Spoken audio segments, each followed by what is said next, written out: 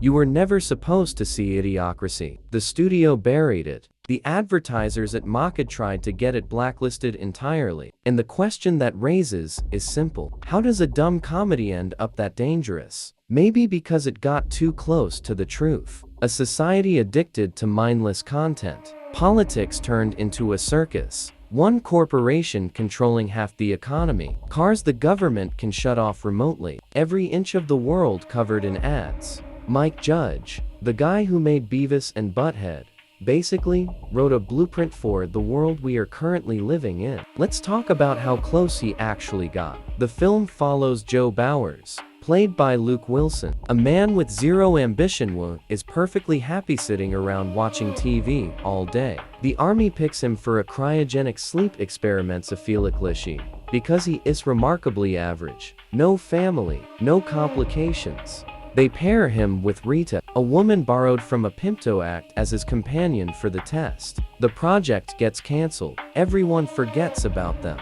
And Joe and Rita stay frozen buried under 5 centuries of garbage while the rest of humanity gets progressively, catastrophically dumber. Scientists who should have been researching the declining IQ problem got distracted instead by the money in hair loss cures and erectile dysfunction treatments.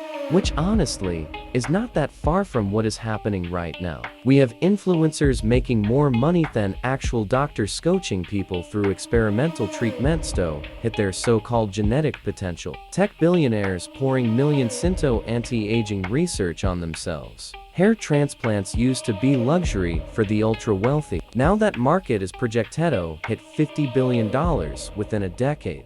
Meanwhile, the people smart in auto actually cures some methane chasing hair restoration because that is where the money is. When Joe wakes up, the first person he meets is Fredo Pendo, played by Dax Shepard, and Fredo is basically the human embodiment of everything that went wrong. He sits in a giant chair with a built-in toilet so he never has to get up, drinking some unidentifiable liquid through a straw, watching a dozen windows of content at once on a massive screen. That setup is not even that far from reality anymore. The average household now has 17 connected screens. That number was 8 just a decade ago. The average American spends 7 hours a day looking at a screen. That is more time spent on screens than most people spend sleeping. We talk about Fredo like he's a joke, but a lot of people are slowly turning into him. Mindless content engineered to make you forget your responsibilities, while an algorithm quietly nudges you toward instant gratificationist of literally anything that matters.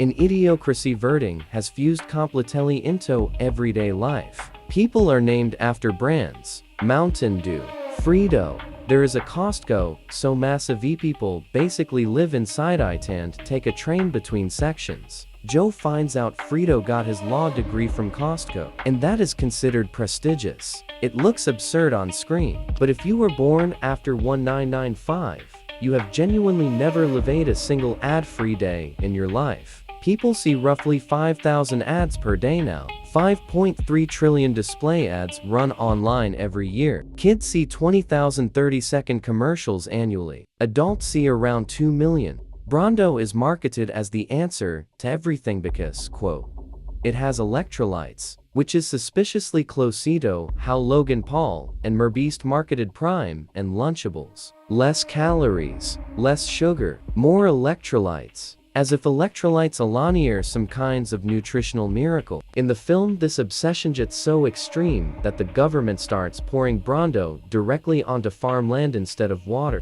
It poisons the soil. Crops stop growing. Half the global economy runs on a single company that is actively destroying food supply. And nobody questions it because too many people are making too much money off the system to stop and ask if it's actually working. That is not really satire anymore. That's just a description of how a lot of large industries operate. Joe eventually gets arrested for the crime of being unscannable. Everyone in this world has a barcode tattoo for identification. Joe doesn't have one. His trial looks less like a courtroom and more like a live sporting event. A roaring crowd. A judge under a literal spotlight named Hector the Hangman. Joe is assumed guilty before he even opens his mouth. It plays as absurd But televised trials have genuine electron parts of our justice system into entertainment, where jurors, knowingly or not, start performing for an audience instead of just weighing evidence. And the public defender assigned to Joe, Fredo, overworked, underprepared,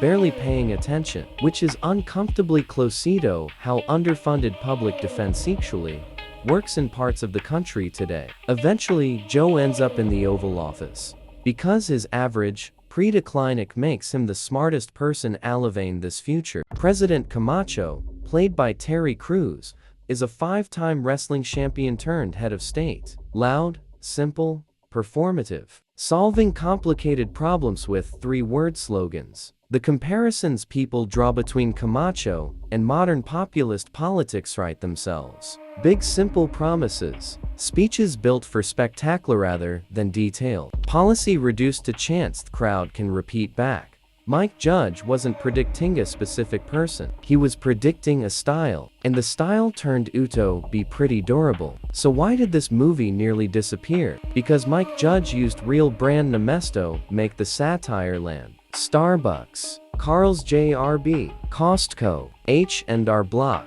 And once those companies' reality joke was on, Themp Studios' enthusiasm evaporated overnight. Idiocracy got dumped into a handful of theaters for one weekend with almost no marketing. It flopped at the box office, then became a cult classic on DVD, and only kept getting more relevant with every year that passed. Mike Judge himself put it best. He said he wasn't a prophet, he was just off by 490 years. The uncomfortable part isn't that movie predicted the future, it's that most of what it predicted didn't require 5 centuries. It just required us to keep choosing whatever felt easiest in the moment.